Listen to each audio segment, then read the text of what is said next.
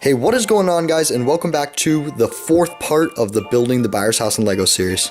So this week we're going to jump right into it, and starting off on the regular world with the foundation of the Byers house. So what I'm building right now is the underside of the small deck or porch that is on the front of their house.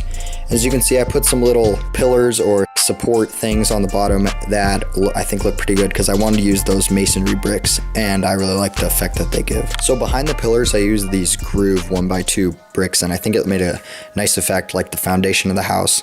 And as you can see, I also did some layering under where the porch is going to be and added some like roots and vines and stuff that you might see under an old porch, and I think it looked pretty good.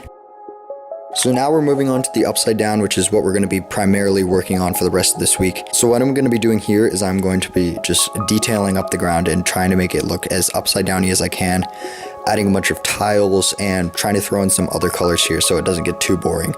I used a lot of 1x1 clips in this whole mock, and like I already ran out of them and they're really useful. I think it's like adds a great effect, and I can attach all those viney pieces and I think it is looking really good so far.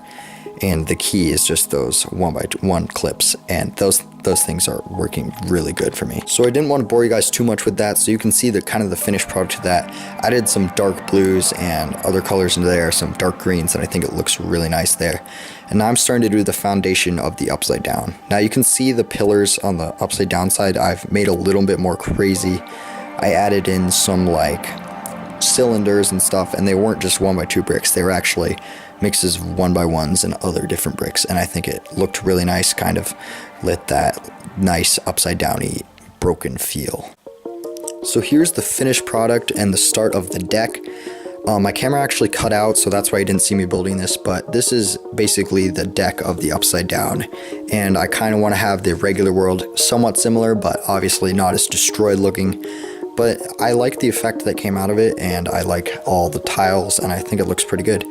And I like how it shaded into the brown. And using different colors is very key in making things look good. And you just see all the detailing I put into the ground.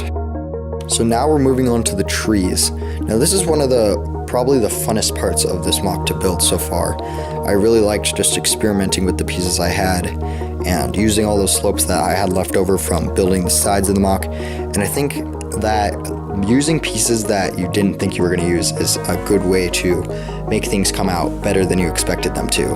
And the shape of the trees I really liked, and I used a lot of bricks with studs on the side to get that nice curved effect that you couldn't really extend all the way up with just regular upside down slopes. So what I did here is after I got the main basis of the tree, I would use the sideways pieces and I'd put on those clips again. Once again, they're coming in very useful, and I detach all the vines and stuff, and they look really good. I really like how these trees are looking, and you'll see a better shot of that in just a second. So here is the semi-finished product of the trees. I'm not 100% happy with the leaves, and I'm definitely going to change them up a little bit in the future. I think they're a little bit too scraggly, and I'm going to try to make the tree curve in a little better. But you kind of get the idea of what the kind of look I'm going for. Like, yeah, it's just, I want it to be like really crazy branches like you can see here.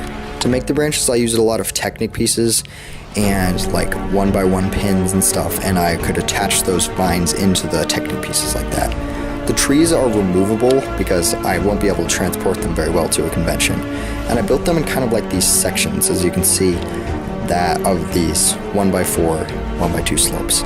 And yeah, they can come apart in sections, so I can take apart the tree if I want to, which is going to be really useful, and the branches can be detached, as you can see there.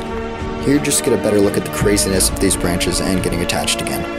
Now, the other tree I actually think turned out better. I like the feel of the branches gives off. I actually used the Kylo Ren buildable figure to build this, and I really like the way that those armor plating looks in the branches, and it is a similar technique to use in Ninjago City. So that's going to be all for this week, and I'll see you guys later. Bye.